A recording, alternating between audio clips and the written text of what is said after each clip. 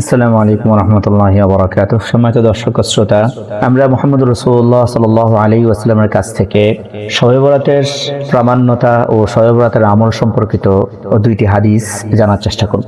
প্রথম হাদিসটি প্রায় 7 জন সাহাবী থেকে বর্ণিত।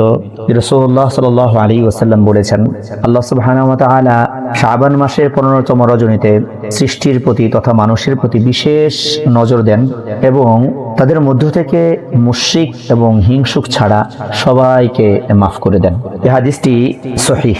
অন্য একটি হাদিস আলা ইবনে হারিস রাদিয়াল্লাহু তাআলা থেকে বর্ণিত। তিনি আম্মা জান আয়েশা রাদিয়াল্লাহু তাআলা থেকে বর্ণনা করেন যে আম্মা জান আয়েশা রাদিয়াল্লাহু তাআলা বলেন যে রাসূলুল্লাহ সাল্লাল্লাহু আলাইহি ওয়াসাল্লাম একদিন রাতের বেলায় নামাজ পড়তে দাঁড়ালেন, দীর্ঘ সময় দাঁড়িয়ে থাকলেন এবং লম্বা সিজদা দিলেন। আম্মা জান আয়েশা রাদিয়াল্লাহু তাআলা বলেন, আল্লাহ রাসূলের লম্বা সিজদা দেখে আমার মনে হলো আল্লাহ রাসূল সাল্লাল্লাহু আলাইহি ওয়াসাল্লাম মৃত্যু হয়ে গেছে। ফলে আমি উঠে গিয়ে রাসূলুল্লাহ সাল্লাল্লাহু আলাইহি ওয়াসাল্লাম বৃদ্ধাঙ্গুলি নাড়া দিলাম। আল্লাহ রাসূল সাল্লাল্লাহু আলাইহি ওয়াসাল্লাম তার বৃদ্ধাঙ্গুলি নাড়া দিলেন। এরপর রাসূলুল্লাহ সাল্লাল্লাহু আলাইহি ওয়াসাল্লাম নামাজ শেষ করলেন। নামাজ শেষ করে আমাকে বললেন যে তুমি কি মনে করেছো আল্লাহর রাসূল তোমার হক নষ্ট করবে? তুমি কি জানো আজকে রাতটি কোন রাত? তখন আম্মা জান আয়েশা রাদিয়াল্লাহু তাআলা বললেন, আল্লাহ এবং আল্লাহর রাসূলই ভালো জানেন। তখন রাসূলুল্লাহ সাল্লাল্লাহু আলাইহি ওয়াসাল্লাম বললেন, আজকের এই রাতটি হচ্ছে শাবান মাসের 15তম রাত। এই রাতে যারা আল্লাহ তাআলার কাছে ক্ষমা প্রার্থনা করবে তাদেরকে আল্লাহ তাআলা ক্ষমা করে দিবেন। যারা আল্লাহ তাআলার কাছে রহমত চাইবে তাদের প্রতি আল্লাহ তাআলা রহমত বর্ষণ করবেন এবং হিংসুকদেরকে আপন অবস্থায় রেখে দিবেন।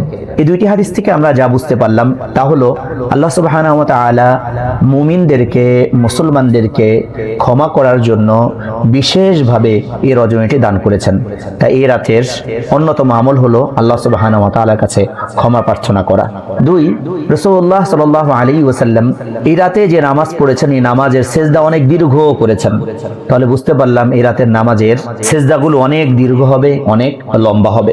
3 নাম্বার, রাসূলুল্লাহ সাল্লাল্লাহু আলাইহি ওয়াসাল্লাম বলেছেন এই রাতে যারা আল্লাহ তাআলার কাছে রহমত কামনা করবে তাদের প্রতি আল্লাহ তাআলা কি করবেন? রহমত নাযিল করবেন।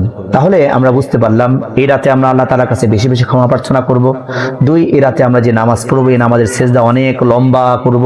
3, আমরা এই রাতে আল্লাহ সুবহানাহু ওয়া তাআলার কাছে রহমত কামনা করব। এই বিষয়ে আরো বিস্তারিত জানতে হলে এই শর্ট ভিডিওটির সাথে যুক্ত ভিডিওটি দেখতে পারেন।